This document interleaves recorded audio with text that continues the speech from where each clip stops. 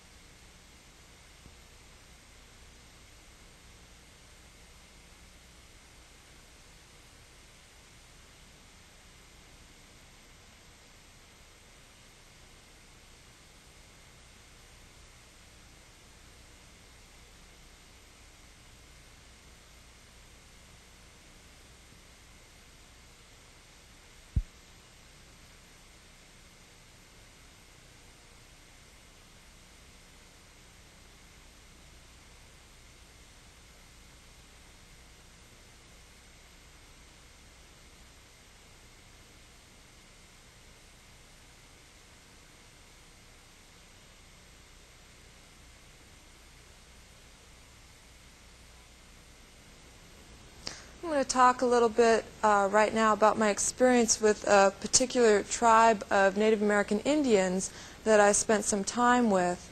These people are located in southeastern Montana, and they are called the Northern Cheyenne people.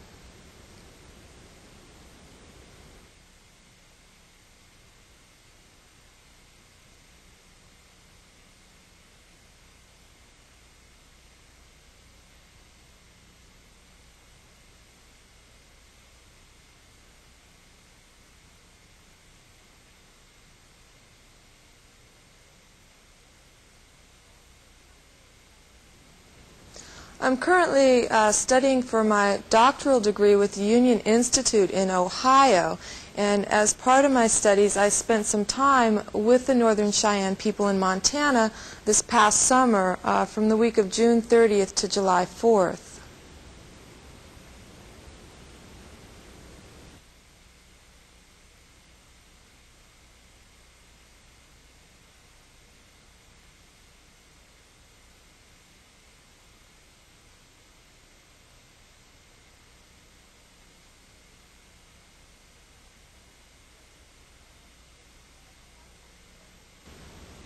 As part of my studies, we're required to attend 3 different sessions, 5-day seminars, and there's a listing that's provided of seminars throughout the United States, and this particular one caught my eye, and I thought it sounded intriguing.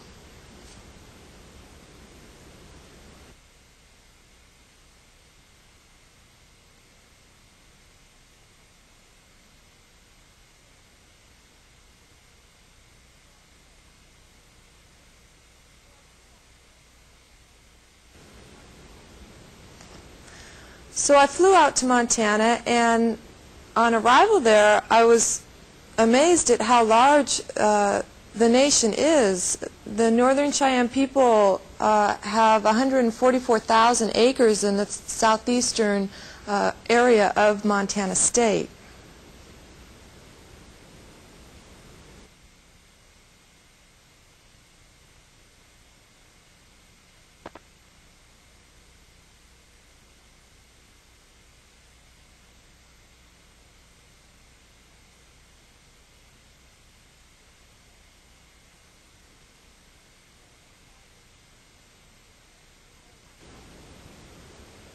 During my 5-day stay in Montana, I came to discover that there are many similarities between my culture and the culture of the Northern Cheyenne people.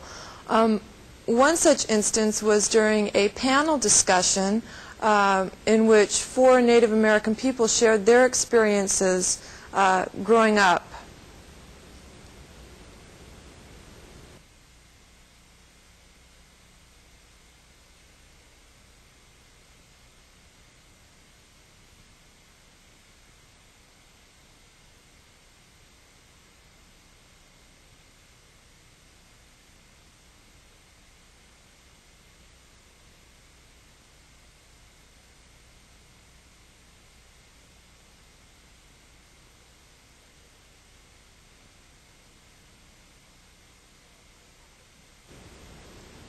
One panelist in particular talked about her experience in the educational system. Within the boundaries of the reservation, there are 3 schools for the Indian children.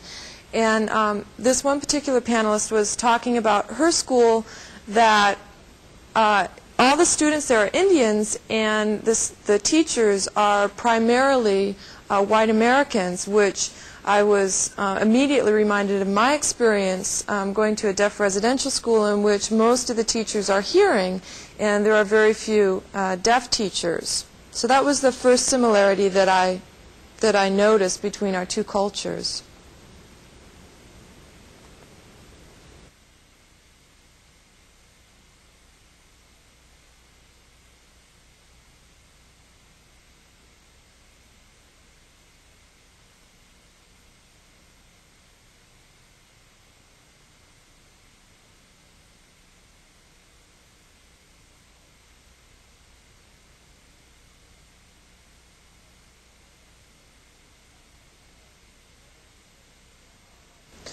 Another experience that the panelists spoke of I saw a lot of similarity was that the men in particular noted that when they first went into the school as young boys, their hair was long and was braided in the traditional manner of their people, but when they went to school, they were forced to have their hair cut in the way of American boys. And one gentleman said that he was reminded of prisons where men have to have their heads shaved when they go into the prisons. And that reminded me of the experience of deaf children, of being physically stopped from signing, having their hands slapped, and not being permitted to express themselves in their cultural way that they would typically do. And there's the gentleman on the panel talked about what a loss of identity it was for him to have his hair cut, and I could relate to that.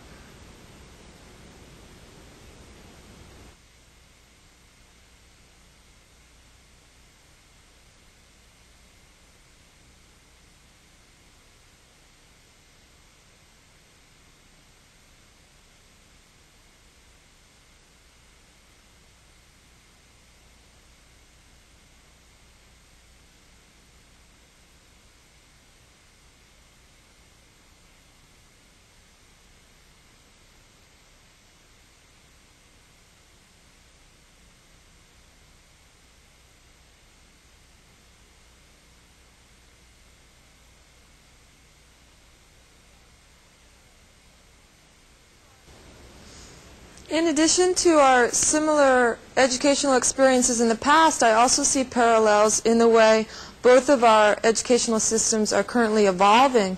One woman on the panel who works at the schools there talked about how in the past, in addition to the teachers being Caucasian and American, they also taught predominantly about European American history and did not recognize the Indian experience in this country, which also in my experience we were not taught about deaf history. But now there is an evolution towards bilingual, bicultural approach in the Indian schools, which is also happening in the deaf schools, and they are now emphasizing the use of their first language, which unfortunately I don't remember the name of it, but they teach their first language in school and teach about their home culture, and then from that foundation work on second language acquisition and the broader culture that they live in, which is also the emphasis that is starting to come about in deaf education at the residential schools.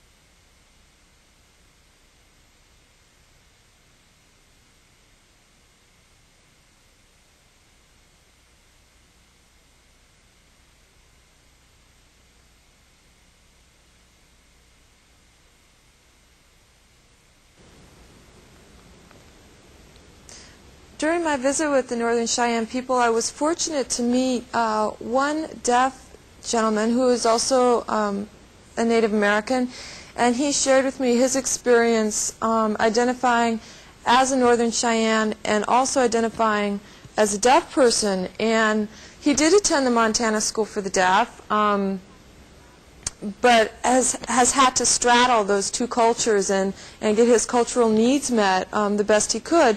And on the reservation there are only 3 or 4 other deaf Indians, so what Alvin, his name is Alvin Birdhat, what he has done is he lives on the reservation and then he commutes into town every so often to meet friends in the deaf community and spend some time with them. So in that way he is able to keep his cultural roots as an Indian and also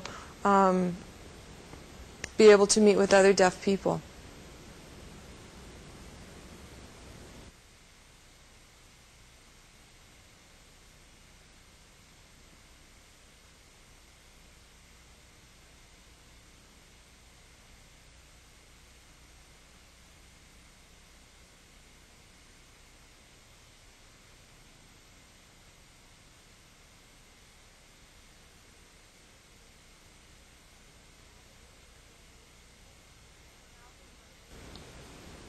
When Alvin was sharing his experience with me, I was immediately reminded of another friend of mine who is also a deaf Native American, although from a different tribe, and he has chosen to do the same thing. He lives on the land of his nation, and then he commutes to spend time with other deaf people who are not Indians.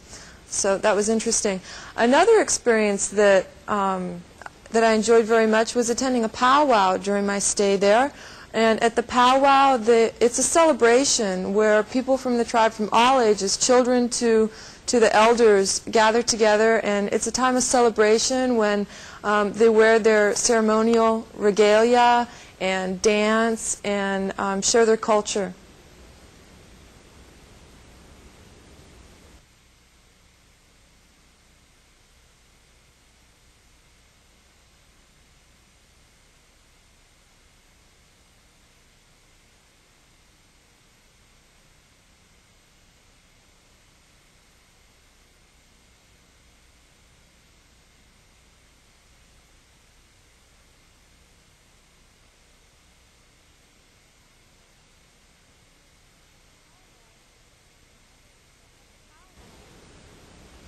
At the powwow, I picked up on another cultural parallel between deaf culture and this particular Native American culture, and that is that when the MC was introducing another Indian, a guest who was visiting, they introduced the guest by their full name, first and last, and also always noted where this person was from and a little bit about them. So that's something that we do in deaf culture too. When we're introducing somebody, we tend to give someone's full name and their residence and maybe a little bit of background information.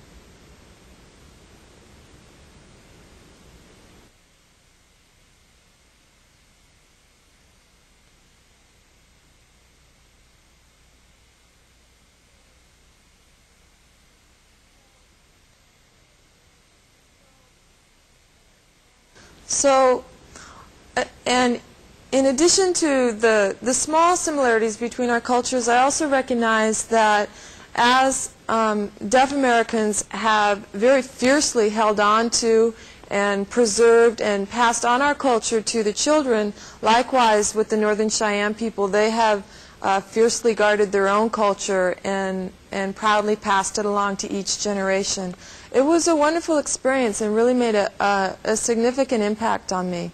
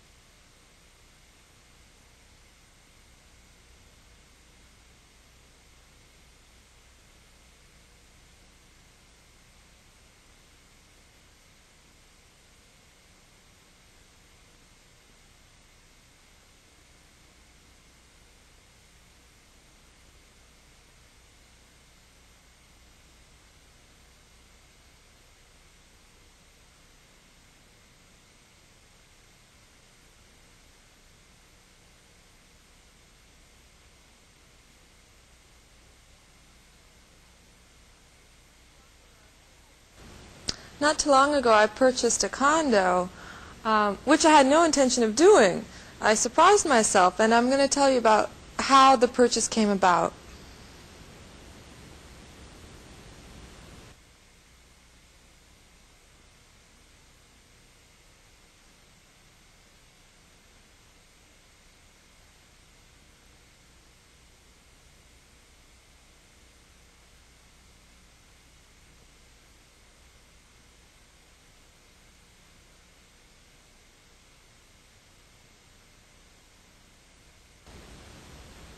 I've been living in the D.C. metro area for the past 10 years, and during that time I've seen a lot of residences, houses, townhouses, condos. I've talked to some of my friends about their own purchases and just kind of gotten a feel for the market, what's out there, what houses, different kinds of residences are selling for these days, and just kind of checked out the whole market.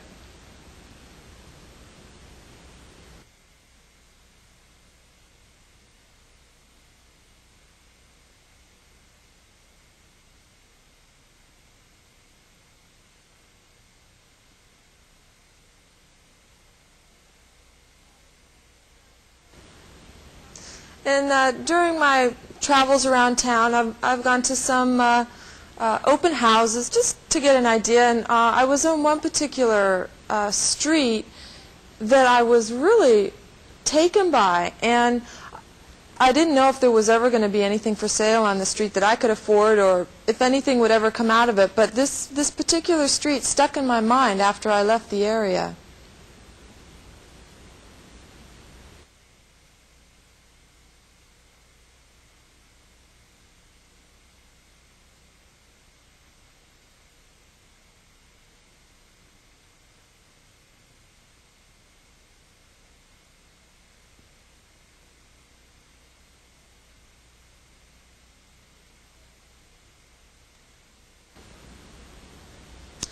So I continued my window shopping, or just attending open houses for the enjoyment of it, to get an idea of the D.C. area and perhaps find a location that I would be interested in settling down someday.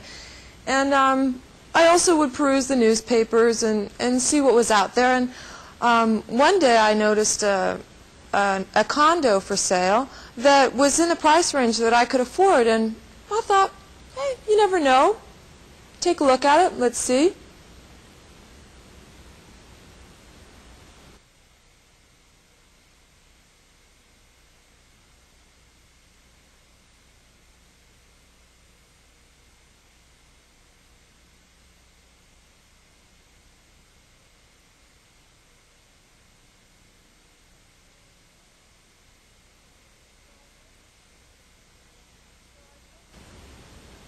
So I drove over to the address listed in the paper, and when I got there, I realized it was that street that I had been at some time before. It was the street that always stuck in my mind. So that was the first clue. And then when I went into the condo and looked around, it was a nice condo. I really liked it. So it started looking more and more like a real possibility.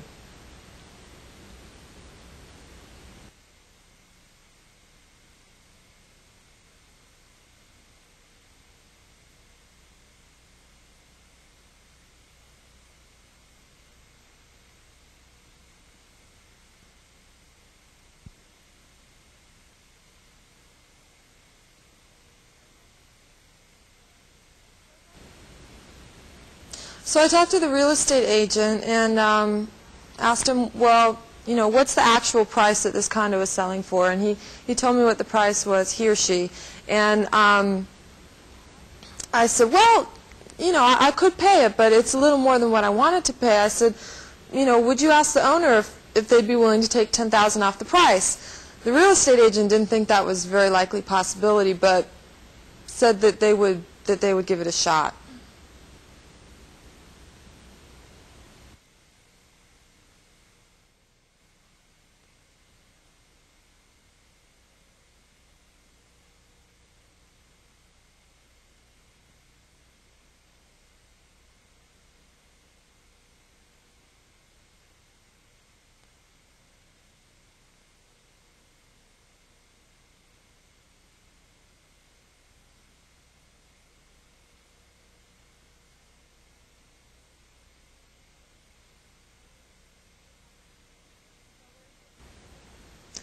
So I waited to hear back from the real estate agent, and finally they got back to me, and sure enough, the owner said they would be willing to take $10,000 off the price. I couldn't believe it. So then I had to take a breath and think, well, this looks like this is really going to go. And not only that, interest rates were incredibly low. They were only 7.5%. And you know, for quite a while now, interest rates have been over 10%, 11, even 12%. And I didn't know, you know, where am I going to find a deal like this again? They took $10,000 off the price. The interest rates are incredibly low. I don't know if I can pass this up. But the only thing is that at the same time, I was also in school studying for my doctor's.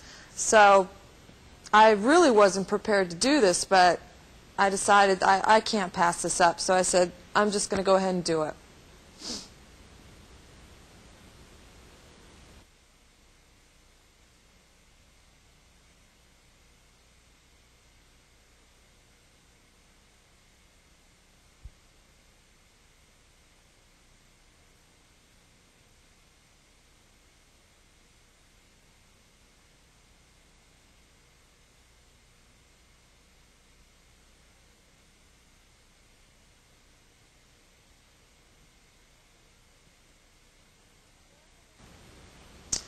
So once I made the big decision, then I had to deal with the bank. So I got in touch with the bank, and they did an appraisal on the house, passed appraisal, and then they had to do a credit check, which I could not believe. Down to the very penny, these people checked my credit from like the past 2-3 years. They went through all my credit cards, my bills, everything.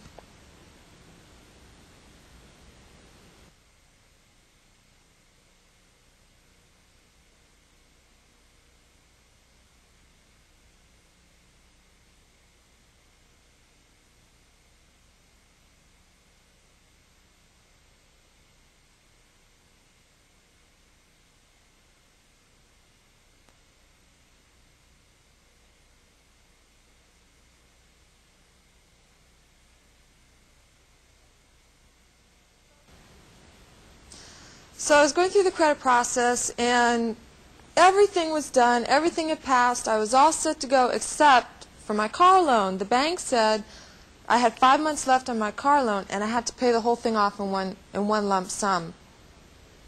So I added up what is 5 months of car payments, and it was a pretty big sum. And I didn't have that kind of money, so I got a hold of my mom and my sister, and you know, my whole family helped out, and I still didn't have enough.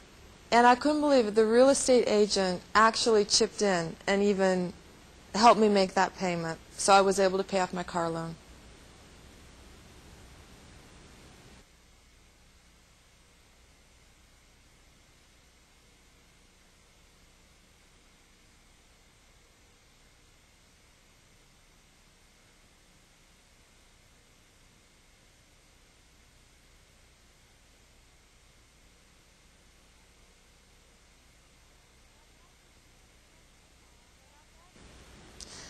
So I got that taken care of, paid off my car, and everything was all set. The only thing was the owner still lived in the condo, so I had to wait for the owner to move out, which seemed to take forever. So finally, 2 months later, from the initial viewing to the day I moved in, it was 2 months.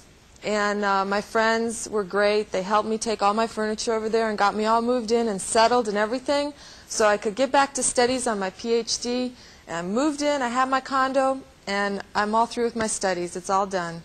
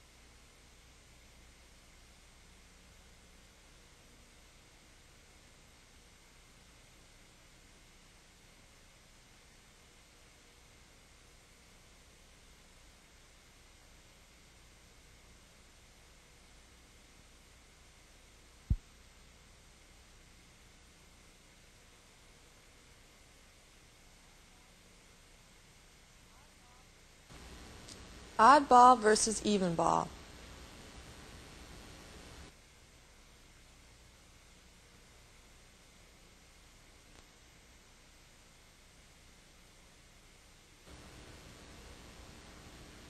I'll never forget the last week of January. It was an incredible thing that happened to me.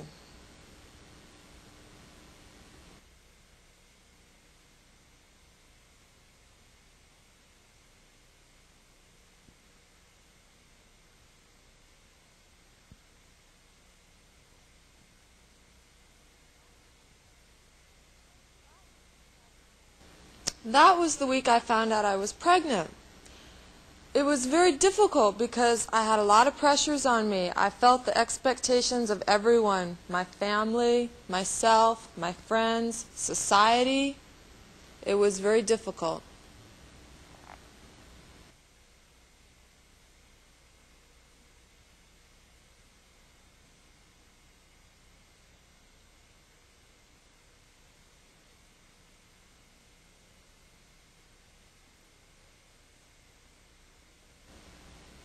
Just a few days later began Black History Month, February, and I was the recipient of a scholarship. And I remember clearly sitting in the audience and hearing my name called and going up to the stage and just feeling the pressure of people's expectations and being a role model and what all that meant along with being pregnant.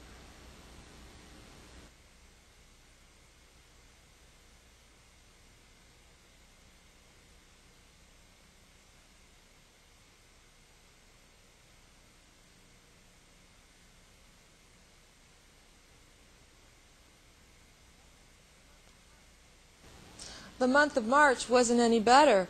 That was the month that Gallaudet established a new sorority called Delta Sigma Theta, which is an African American sorority nationwide. And I applied and I was accepted. And it was just another thing to bring that stress down on me and feel like I had so many things that I had to succeed in.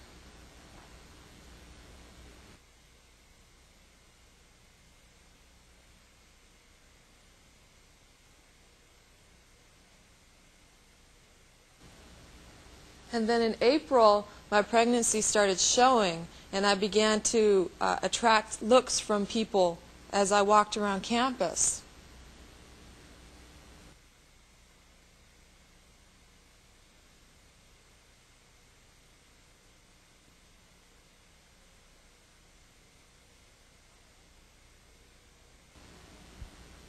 And then in May, the school year was over, which was great, but then I had summer school that I had to take care of.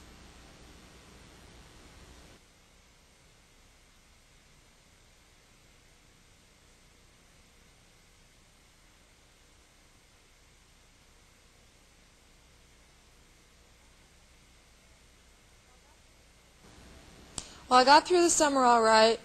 September started the regular school year again, and I came back to school even though my baby was due September 19th. I came back to school. I did everything everybody else did. I walked around campus. I went to all my classes and everything.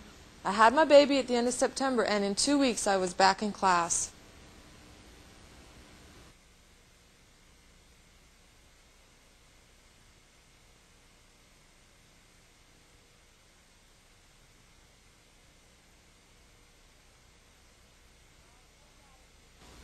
Well, I kept at it through fall semester. I got through that, and then it was January. It had been a whole year since I first found out I was pregnant.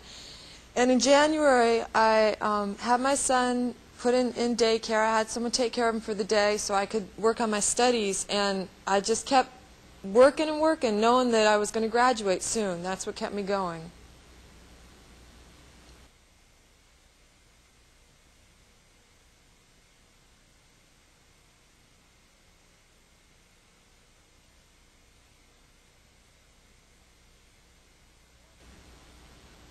And then, right at the end of the school year, again in May, my mother was in the hospital for 3 weeks, which was the worst timing because she helped me a lot with my son, and she helped me keep my spirits up and just keep going and going so I could get through school. So that was difficult.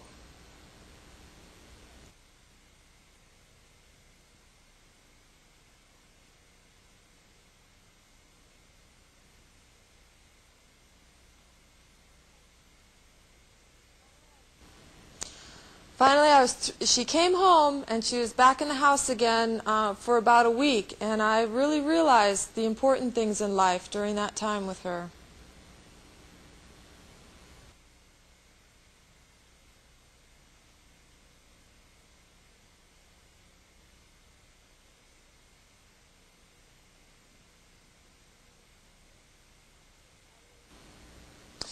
I was very close to graduating May 21st, and tragedy struck our home. My mother had a car accident on May 18th, and everything was in disarray.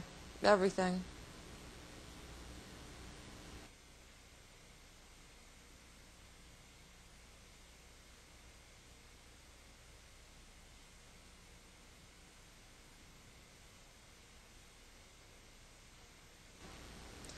But despite my mother's passing, I remembered what she had always told me, that to persevere and continue despite all odds, which is what I did.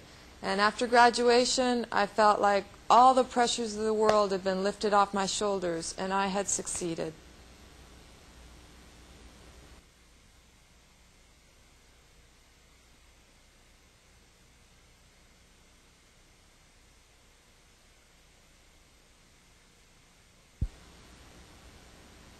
And now I look back on that experience, I really thank God for my mother being there for me. If she hadn't been, without her support, I don't know if I could have made it.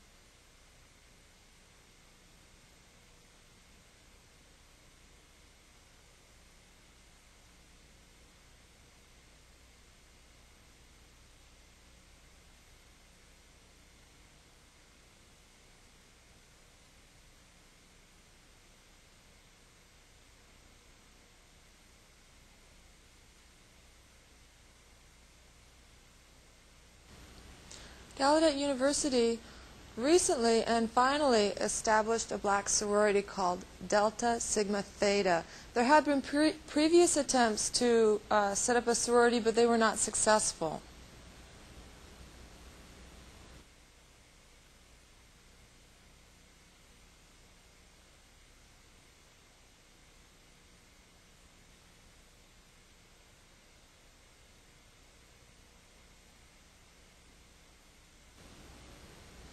Delta Sigma Theta is the oldest black sorority in the United States.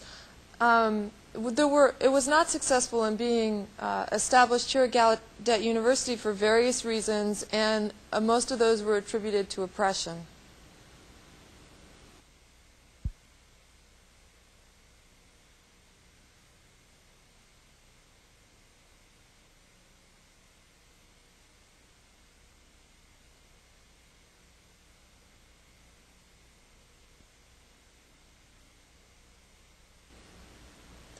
There were a few purposes to the founding of the sorority.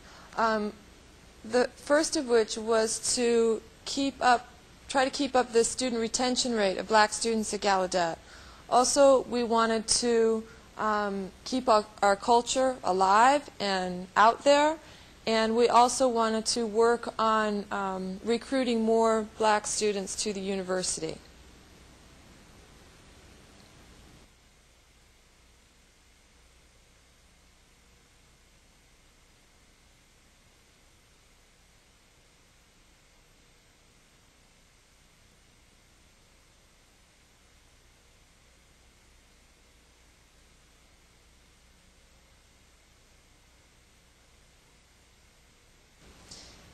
In addition, the members of our sorority didn't want to be tokenized on campus, so having our own sorority helped that. And we also wanted to be a resource, an educational resource for the black community in general, specifically professionals working in hospitals, schools, various settings, to educate the community about what our experience is as black deaf women.